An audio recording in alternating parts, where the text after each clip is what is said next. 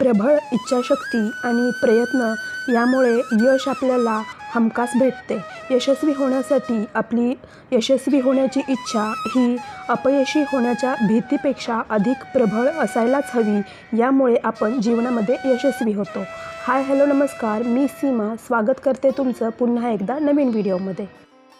आज आपण उन्हाळ्यामध्ये अशा काही सवयी जर आपण लावून घेतल्या तर आपल्याला त्या फायद्याच्या ठरू शकतील ते पाहणार आहोत. आपल्याला अशा काही सवयी ज्या असतात म्हणजे आपण उन्हाळ्यामध्ये कपड्यांमध्ये, घरामध्ये किंवा आपल्या राहणीमानामध्ये बरेचसे बदल करतो. त्याचप्रमाणे आपल्या आहारामध्ये सुद्धा आपल्याला बदल करायला हवेत आणि उन्हाळ्यामध्ये जास्त तेलकट किंवा मसालेदार पदार्थ न खाता हलके फुलके असे पदार्थ खायला हवेत. शिवाय स्वयंपाकघरामध्ये सुद्धा आपल्याला थोडीफार पूर्वतयारी करायला हवी, जेणेकरून आपला स्वयंपाकघरामध्ये लागणारा एक्स्ट्राचा वेळ वाचेल आणि आपल्याला जास्त वेळ स्वयंपाकघरात गरमीमध्ये उभे राहण्याची गरज लागणार नाही. तर असा हा व्हिडिओ अगदी पूर्ण टिप्ससह तुमच्यासोबत मी शेअर केलेला आहे, त्यामुळे स्किप न करता तो अगदी शेवटपर्यंत पहा. चला तर सुरुवात करूया. सर्वच ठिकाणी आता गरमी थोडी जाणवू लागलेली आहे. म्हणजे मुंबईला तर गरमी थोडी जास्तच प्रमाणात जाणवू लागलेली आहे. आपण आपल्या घरामध्ये किंवा आपल्या कपड्यांमध्ये गरमीमध्ये जसे बदल करतो तर त्याचप्रमाणे आपल्याला आहारामध्ये सुद्धा गरमीमध्ये बदल करायला हवेत. म्हणजे जेणेकरून ज्या फळभाज्या असतात तर त्यामध्ये किंवा एरवीपेक्षा आपण तेलकट खाणं किंवा मसालेदार खाणं हे कमी करायला हवं. शक्यतो पालेभाज्या आणि फळभाज्या खायला हव्यात आणि शक्यतो शिळं जेवणं हे आपल्याला टाळायला हवं आणि फळं किंवा मग नारळ पाणी वगैरे हे आपल्या आहारामध्ये सामील करायला हवं. तर त्यानुसार मी काकड्या वगैरे घेऊन आले. त्याचबरोबर इथे मला हे हरभऱ्याचे जे घाटे असतात तर ते सुद्धा भेटले होते. तर मी एकाच वेळी याची भाजी आमटी बनवता येईल वगैरे यासाठी हे आणलेले नाही, तर हे सोलून मी फ्रीजरमध्ये ठेवून देणार आहे. म्हणजे काय होईल की कधी जेव्हा रात्रीच्या जेवणाला कंटाळा येतो तर तेव्हा अगदी कमी वेळेत बनणारा याचा मसाले भात वगैरे बनवता येईल. त्याचबरोबर इथे मी थोडा जास्त प्रमाणात असा कढीपत्ता आणलेला आहे. कढीपत्ता हा पुदिन्याच्या चटणीमध्ये वगैरे टाकता येईल. आणि मिरच्या आणलेत, कारण मिरच्यापासून मी ताकातल्या मिरच्यासुद्धा बनवणार आहे. शिवाय मग मला ठेचा वगैरे बनवायचा आहे. त्याचबरोबर पुदिना इथे मी घेऊन आले. मागच्या 2 दिवसापूर्वीसुद्धा मी पुदिना आणला होता आणि त्याची चटणी बनवले. आणि पुदिना असा सुद्धा जेव्हा आपण दुपारी सरबत वगैरे बनवतो तर त्यामध्ये पुदिना टाकण्यासाठी किंवा डेटॉक्स ड्रिंक बनवण्यासाठी पुदिन्याचा उपयोग होईल. आणि उन्हाळ्यामध्ये शक्यतो पुदिना हा आपण जास्त खावा. त्याचबरोबर मी कारली आणलेत, कारण कारली ही उन्हाळ्यामध्ये जरूर खावी. आणि काकडी आणले. काकडी तरी आता उन्हाळ्यामध्ये नेहमीच जे मार्केटमध्ये जाईल तेव्हा घेऊन येणं होतं. आणि टोमॅटो किंवा द्राक्ष असतील, कलिंगड असतील किंवा इतर फळं जी काय आहेत तर ते आणलेले आहेत. उन्हाळ्यामध्ये शक्यतो ज्या फळांमध्ये पाण्याचं प्रमाण हे जास्त असतं तर असे फळं आपल्याला खायला हवेत. तर नारळ पाणी तर मला रोज रोज आणणं वगैरे शक्य होत नाही, तर त्यामुळे कधीतरी एक दिवस आड वगैरे असं तरी नारळ पाणी आपण सर्वांनी थोडं थोडं घ्यायला हवं. तर त्याचबरोबर जी काही फळं होती तर ती मी आता धुवून घेणार आहे. त्याचबरोबर ज्या फळांमध्ये व्हिटॅमिन सी जास्त असतं तर असे फळं आपल्याला खायला हवीत. संत्र असेल, मोसंबी असेल किंवा लिंबू सरबत वगैरे आपल्याला प्यायला हवा. तर त्यानुसार जी फळं धुवायची होती तर ती धुवून झाली आणि जी तशीच ठेवायची होती तर ती तशी मी बाजूला ठेवून दिली. त्याचबरोबर ह्या ज्या भाज्या वगैरे होत्या तर त्यासुद्धा मला धुवून आणि व्यवस्थित नितळून झालेल्या होत्या, तर त्या मी इथे ठेवून घेतलेल्या आहेत. तर उन्हाळ्यामध्ये शक्यतो मी जास्त प्रमाणात अशा भाज्या आणलेल्या नाहीत.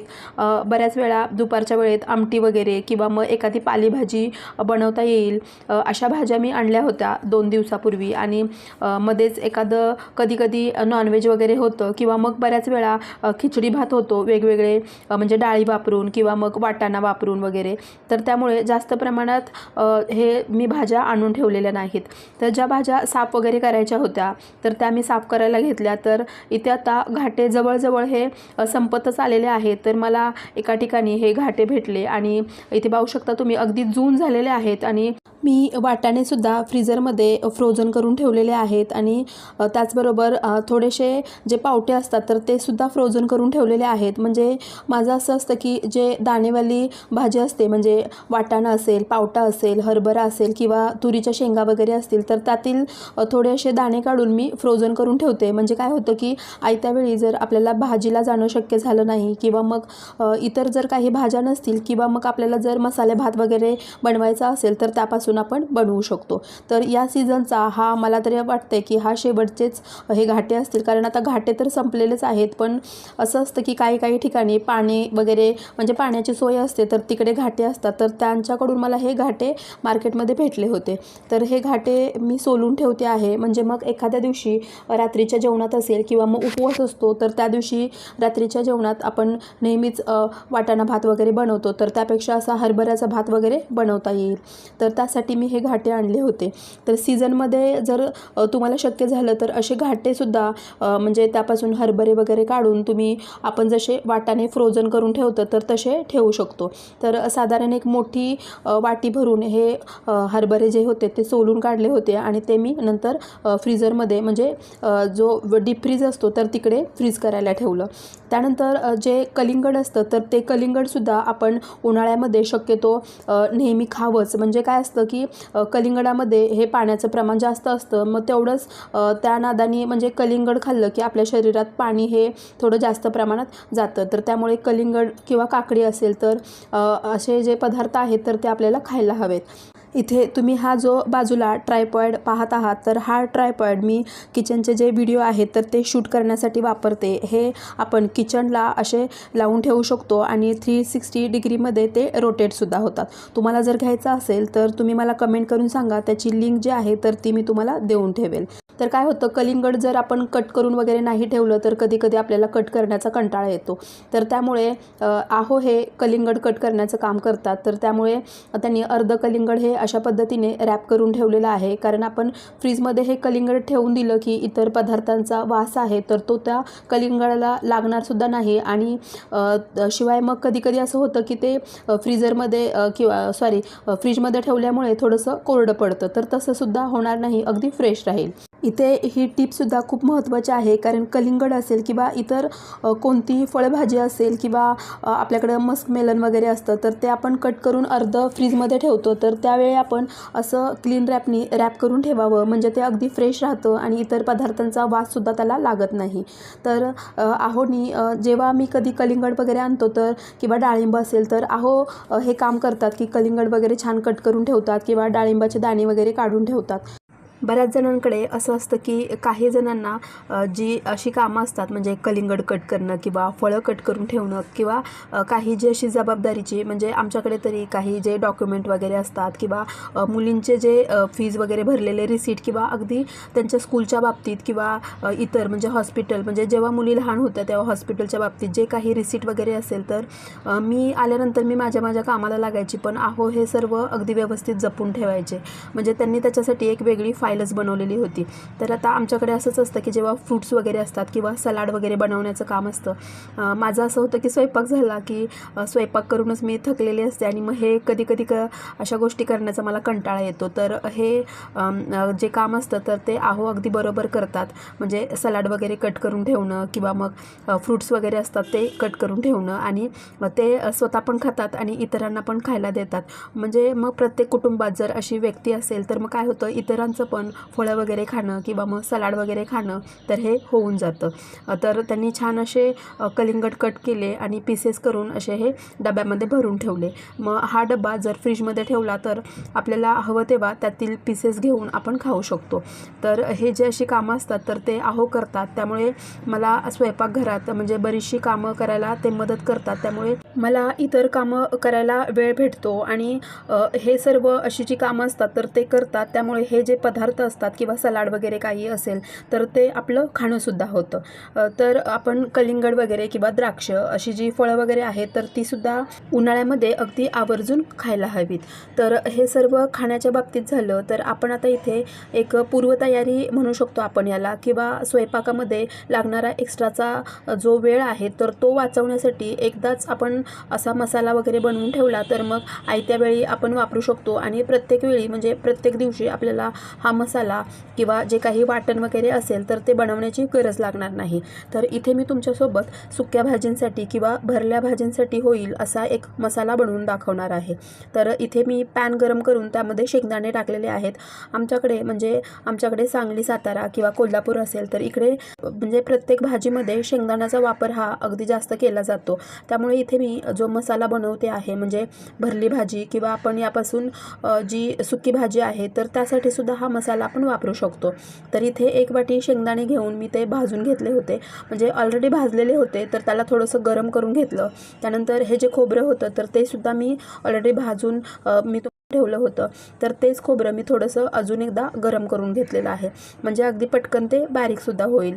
आणि त्यानंतर त्याच पॅनमध्ये मी तुम्हाला दाखवलं होतं या आधीच्या व्हिडिओमध्ये की कोथिंबीर मी अशा पद्धतीने सुकवून वगैरे ठेवते.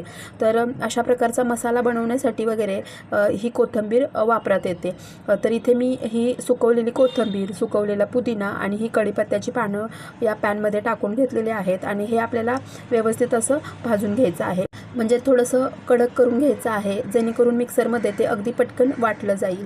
आपल्याकडे असा सुकवलेला कढीपत्ता असेल किंवा पुदिना असेल किंवा मग कोथिंबीर असेल तर असे टिकवण्याचे जे मसाले असतात म्हणजे पावडर मसाला म्हणू शकतो आपण याला. कारण हा जो मसाला आहे तो अगदी 1 महिना 2 महिना अगदी आरामात टिकूसुद्धा शकतो. तर त्यामध्ये आपण हा वापरू शकतो. म्हणजे हे सर्व सुकवलेलं असल्यामुळे यामध्ये पाण्याचं प्रमाण वगैरे बिलकुल नसतं. त्यामुळे हा आपण जर पावडर मसाला किंवा जो मी मसाला बनवते आहे त्यामध्ये टाकला तरी मसाला बिलकुलसुद्धा खराब होत नाही. त्यानंतर त्याच पॅनमध्ये मी जिरे टाकलेले आहे, त्याचबरोबर धणे आणि मोहरी टाकलेली आहे. आणि हा मसाला बाधू नये यासाठी यामध्ये मी ओवासुद्धा टाकलेला आहे. त्याचबरोबर बडीशेपसुद्धा टाकलेले आहे आणि थोडेसे मेथीदाणेसुद्धा यामध्ये आपल्याला वापरायचे आहेत. इवन आपण जे पण काही पदार्थ वगैरे बनवतो तर त्याला शक्यतो मेथीची फोडणी म्हणजे बऱ्याचशा भाज्यांमध्ये मी मेथीची फोडणी देते. कारण मेथी ही आपल्या आरोग्यासाठी खूप चांगली असते. तर आपल्याला जरी अशी फोडणी देता नाही आली तर निदान या प्रकारचं वाटण किंवा मसाला आपण जेव्हा बनवतो त्यामध्ये आवर्जून मेथीदाणे वापरावे. आणि हे सर्व थंड करण्यासाठी एका प्लेटमध्ये मी काढून घेतलेलं आहे. आणि त्याच पॅनमध्ये लसूण आणि अद्रक टाकलेलं आहे. अद्रक हे मी असं थोडेसे त्याचे पीसेस करून टाकलेले आहेत. त्याचबरोबर लसूणसुद्धा आपल्याला असा जास्त प्रमाणात घ्यायचा आहे आणि तोसुद्धा भाजून घ्यायचा आहे जेणेकरून आपला मसाला हा लवकर खराब होणार नाही. तर या पद्धतीचे त्याला असे डाग पडायला हवेत तोपर्यंत हा मसाला म्हणजे हा लसूण जो आहे तो आपल्याला भाजून घ्यायचा आहे. त्यानंतर गॅस मी बंद करून घेतलेला आहे आणि या गरम पॅनमध्येच हा लसूण आणि अद्रक असंच ठेवलेलं आहे. त्याला मध्ये मध्ये मी असं परतून घेणार आहे. तोपर्यंत इथे पाहू शकता तुम्ही आपण जे सर्व जिन्नस भाजून घेतले होते ते छान असे थंड झालेले आहेत आणि छान असे कुरकुरीत झालेले आहेत. आणि यामध्ये पाण्याचा बिलकुलसुद्धा अंश राहिलेला नाही. त्यामुळे हे जो मसाला आहे किंवा याला तुम्ही पावडर मसाला म्हणू शकता तर तो अगदी जास्त दिवसांसाठी छान असा टिकतो. त्यानंतर मिक्सरच्या भांड्यामध्ये टाकून आपल्याला हे वाटून घ्यायचं आहे. तर इथे जे गरम मसाले होते ते आणि जे कोथिंबीर आणि कढीपत्ता पुदिना वगैरे होता तर तो मी वाटून घेतलेला आहे. सर्वप्रथम आपल्याला हेच वाटून घ्यायचं आहे आणि त्यानंतर खोबरं आणि जे आपण शेंगदाणे भाजून घेतलं होतं तर ते वाटून घ्यायचं आहे. म्हणजे मग जे गरम मसाले होते ते अगदी छान असे वाटले जातील. तर हे सुद्धा मी अगदी छान असं वाटून घेतलेलं आहे. इथे पाहू शकता तुम्हाला जर भरल्या भाजीसाठी हा मसाला बनवायचा असेल तर शेंगदाणे थोडेसे दरदरीत ठेवले म्हणजे थोडेसे जाडसर ठेवले तरीसुद्धा चालू शकणार आहे. त्यानंतर लसूण आणि अद्रक जे होतं ते सुद्धा याच मिक्सरच्या भांड्यामध्ये मी काढून घेतलेला आहे. आणि त्यामध्ये आपल्याला इतर मसाले टाकायचे आहेत. म्हणजे यामध्ये मी 1 चमचा गरम मसाला पावडर टाकलेली आहे. ही गरम मसाला पावडरसुद्धा मी घरीच बनवलेली आहे आणि त्याचा व्हिडिओसुद्धा मी लवकरच तुमच्यासोबत शेअर करणार आहे. त्यानंतर आपल्या भाजीला कलर छान यावा यासाठी कश्मीरी रेड चिली पावडर यामध्ये टाकले. त्याचबरोबर हळदसुद्धा यामध्ये आपल्याला टाकायची आहे. आणि त्यानंतर लाल मिरची पावडर जी आहे तर तीसुद्धा मी यामध्ये टाकते. तुम्हाला जर नसेल टाकायची तर तुम्ही स्किप केलं तरीसुद्धा चालणार आहे. आणि त्यानंतर इथे मी हा जो घाटी मसाला असतो म्हणजे आम्ही जो घाटी मसाला वापरतो तर तो मी यामध्ये टाकते. आणि मी शक्यतो असं हा मसाला बनवते की जेणेकरून नंतर यामध्ये काहीही टाकण्याची गरज लागणार नाही. तर त्यानुसारच म्हणजे हा मसाला मी किती भाजींसाठी वापरणार आहे तर त्यानुसार यामध्ये मी आमचा जो घाटी मसाला असतो तर तो टाकलेला आहे. आणि त्यानंतर मीठ टाकलेलं आहे. मीठ हे तुम्ही तुमच्या अंदाजाने इथे टाकायचं आहे. तर त्यानंतर हिंगसुद्धा यामध्ये मी टाकलेला आहे. आहे आणि हे सर्व जे आपण टाकलेले मसाले वगैरे आहेत तर ते एकदा मिक्सरमध्ये आपल्याला फिरवून घ्यायचं आहे. साधारण 2-3 भाज्यांना पुरेल तर इतका हा मसाला मी बनवलेला आहे आणि त्यानुसारच यामध्ये घाटी मसाला मी टाकलेला आहे. हा मसाला तुम्ही भरल्या भाजीसाठी वापरू शकता किंवा मग जी सुकी भाजी असते तर त्यामध्ये सुद्धा वापरू शकता. सुक्या भाजींसाठी जर वापरला तर हा मसाला तुम्हाला जास्त दिवसांसाठी पुरू शकेल आणि जर भरल्या भाजीसाठी वापरला तर तुमच्या अंदाजाने किती प्रमाणात तुम्ही बनवलेला आहे तर त्यानुसार तुम्ही वापरू शकता. इथे तुम्ही तुमच्या आवडीप्रमाणे किंवा तुमच्या चवीप्रमाणे तिखट मिठाचं प्रमाण किंवा मसाले खोबरे शेंगदाणे वगैरे आहेत तर त्याचं प्रमाणसुद्धा ठरवू शकता. तुमच्या अंदाजाने कमी जास्त करू शकता. तर इथे पाहू शकता तुम्ही या पद्धतीने हा जो मसाला तो आपला बनून तयार झालेला आहे आणि याला थोड्या वेळासाठी असं पसरून ठेवायचं आहे. थोडासा थंड करून घ्यायचा आणि त्यानंतर हवाबंद डब्यामध्ये भरून ठेवायचा आहे. अगदी 1-2 महिने हा मसाला आरामात टिकतो सुद्धा. तर या पद्धतीने अशी जरी पूर्वतयारी आपण उन्हाळ्यामध्ये करून ठेवली तरी स्वयंपाकामध्ये लागणारा बराचसा वेळ आपला वाचू शकतो. म्हणजे रोज रोज आपल्याला हीच कामं करावी लागत नाही. तर असा होता आजचा व्हिडिओ. आजचा व्हिडिओ तुम्हाला कसा वाटला हे कमेंट करून नक्की सांगा. व्हिडिओ आवडला असेल तर व्हिडिओला लाईक करा. या व्हिडिओमधील एक जरी टिप किंवा एक जरी हॅक तुम्हाला आवडला असेल तरी व्हिडिओला लाईक करून तुमच्या फ्रेंड आणि फॅमिलीमध्ये जास्तीत जास्त शेअर करा. त्याचबरोबर तुम्ही जर अजून आपल्या चॅनलला सबस्क्राईब केलं नसेल तर सबस्क्राईब करून बेल आयकॉन प्रेस करा. म्हणजे असेच नवनवीन व्हिडिओज तुम्हाला पाहता येतील. व्हिडिओ शेवटपर्यंत पाहिल्याबद्दल तुम्हा सर्वांचे धन्यवाद. भेटूया पुढच्या व्हिडिओमध्ये. तोपर्यंत मस्त खा आणि स्वस्त रहा. थँक्यू.